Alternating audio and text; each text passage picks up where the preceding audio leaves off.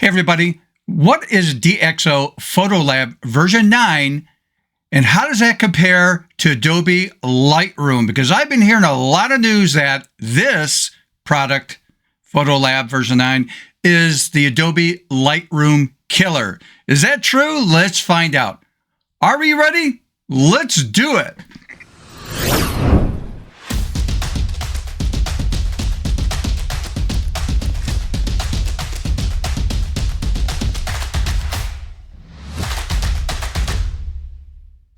Everybody, welcome back to the channel. If you're new to the channel, this is dedicated to photography and as a photo artist, pushing ourselves creatively out of the box.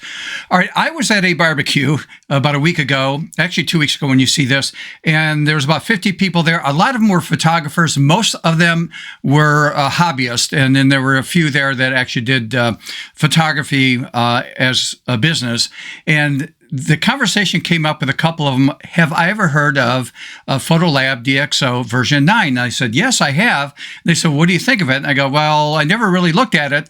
So they encouraged me to look at it and see what I thought. So this is what we're going to do right now is dive into that. Plus, I've also had some people that emailed me at my private email address, which is right here, bottom of the screen, stephenphotoartist@gmail.com. It's in the show notes. So let's address that right now. I'm going to go right to the website right here. And again, DXO, and they have a bunch of products, but this is your PhotoLab that a lot of people are talking about. Is this the Lightroom killer out there? And I'm going to give you my pros and cons on this software and whether I would actually buy it. But if you go to an area here called features on their website, and just scroll down. I'm not going to go through this because you can go through this, but there's going to be a lot of befores and afters and sharing with you the types of features that are available in this software. A lot of this stuff is very similar to Adobe Lightroom, but then they also have some technology and features in there that Adobe Lightroom does not have. Okay, so let's get the, how much does it cost? Let's get this, out of the box right now. Let's get this out of the way. So buy now.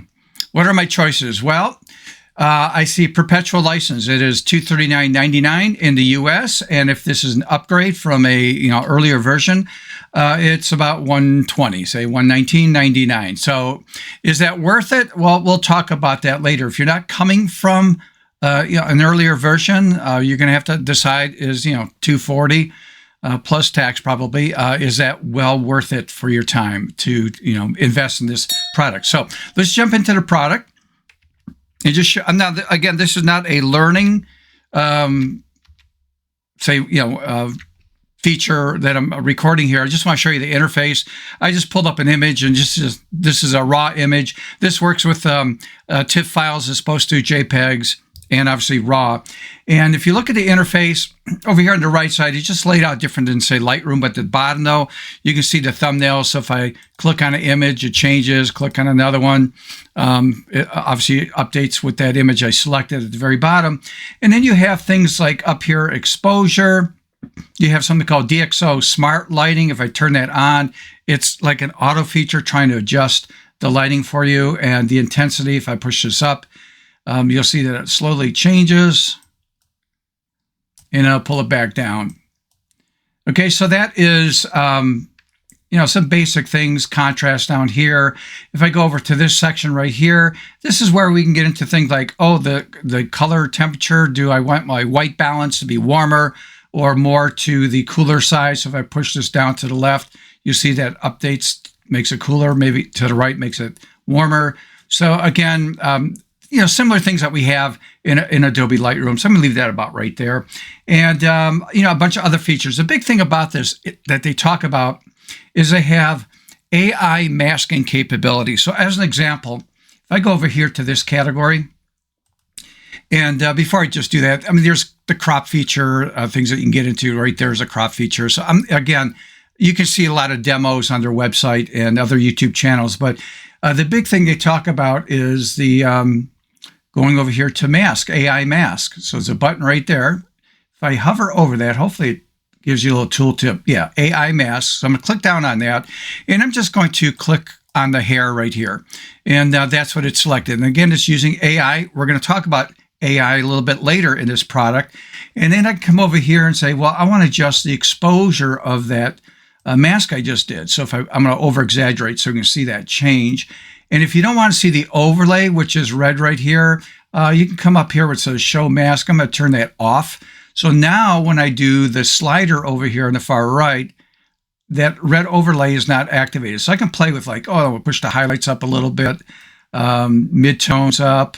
Hopefully that shows shadows. Let's pull that. Yeah, you can see that. So I'm too aggressive. I just want to make sure that you see what it's doing. But one of the things that people are commenting about that they did like with DXO is that when you make a mask, you have more features available to you to adjust in that mask area than you do in Lightroom as of this recording, by the way, because that could change with Adobe right down the road. So this is September 2025.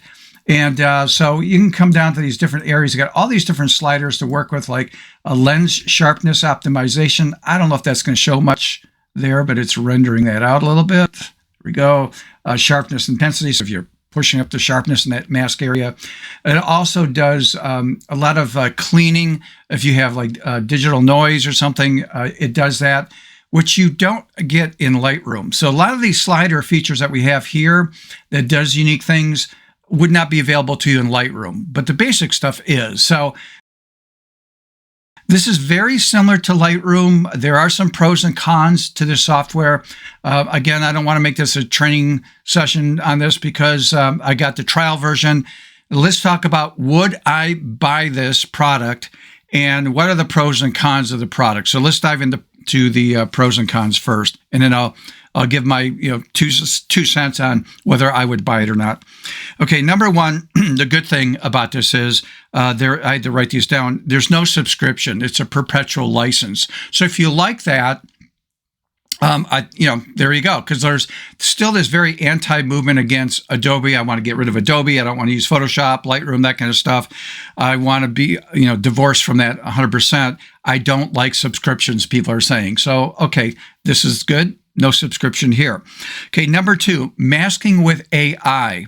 One of the things that this product does that Adobe doesn't do is that a lot of the features in Adobe that you use, not only in Lightroom, but also in Photoshop, it uses the cloud to use those features. This product does not.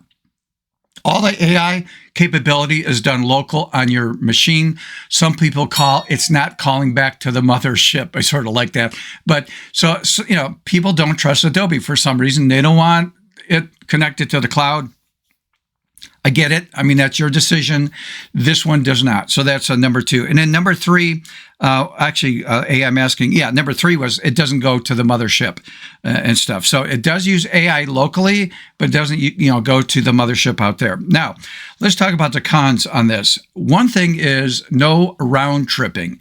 One of the things I always liked about Adobe Lightroom when I used it, and some of the people that follow me know this, I don't use Adobe Lightroom.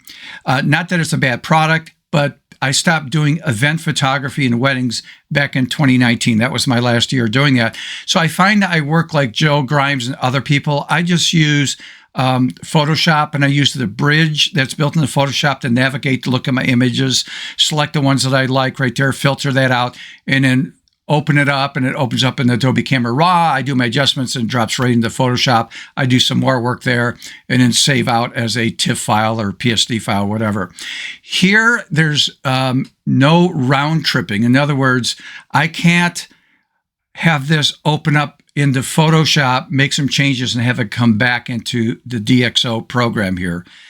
That's a negative. And of course, I found a lot of people say, well, the purpose of me buying this is to get rid of Adobe stuff, which means I'm not going to have Photoshop, Steve, so I really don't care. Okay, that's fine.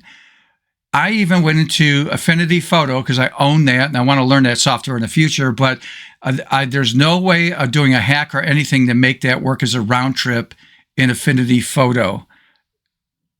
At least yet. So maybe that'll come in the future. I don't know. But anyhow, so there isn't a strong 1-2 punch. Now, if you're the type that says, I would never use Photoshop, I would never use anything with layers and that kind of stuff, I just need some strong image software to process my raw and keep things organized.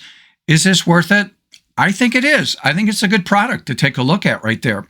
So the other negative side, though, to this, because we can't do that round tripping, if that's a big deal for you, is no tethering is available in this program. And again, as of right now.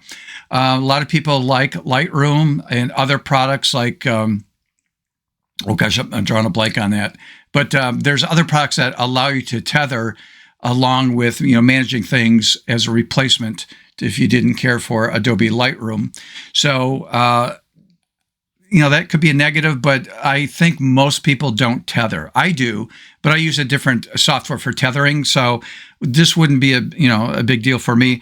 Print module. Well, I think Adobe Lightroom has a better print module, slightly better than this one. This one is not bad for printing. Now I'm talking about professional printer. I've got an Epson professional printer here in my studio that I print that does, that I work with, say, semi-gloss paper versus art paper, textured art paper, that kind of stuff. It's got 8 or 9 colored inks in there. So it's not like a desktop that has a scanner and that kind of thing that says, oh, it does photos. Well, it's not doing fine art photos and using pigment inks to do that stuff. So it's okay, but it's not the best. So let's talk about one thing that really surprises me.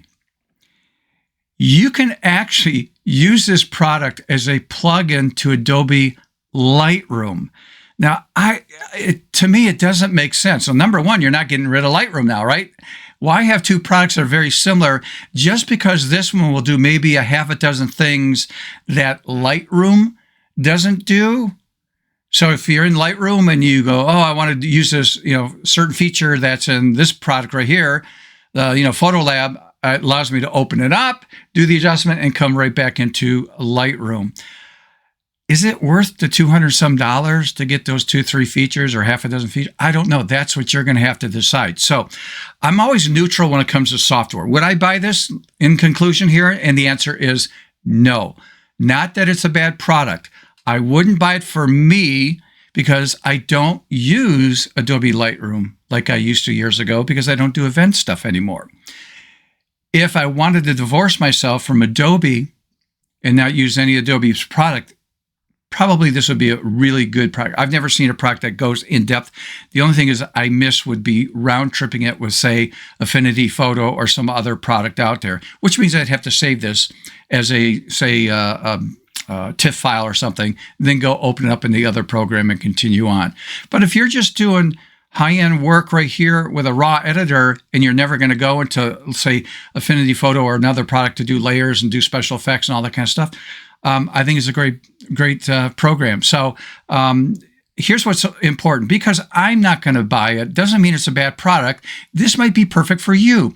Please get the trial version. You got 30 days. Take a bunch of your images, raw and JPEGs, and then work this thing to death and see if you like it. Try to pretend I'm divorced from Adobe Lightroom. I'm not going to use it. And obviously, you're not going to use Photoshop. Okay, so play around with this, see if it meets your needs. All right. So I'm neutral on this. I think there's pros and cons on it, but what I consider pros and cons is going to be different for you. All right. So with that out of the way, guys, hopefully you learned something here. If you have not registered here or subscribed here to the channel, please like the video, subscribe if you have not subscribed, hit the notification bell. Next time I upload a video, you'll get notified on that. This one I had to push out really quick because, again, people are asking my opinion on this software. Until next time, see ya.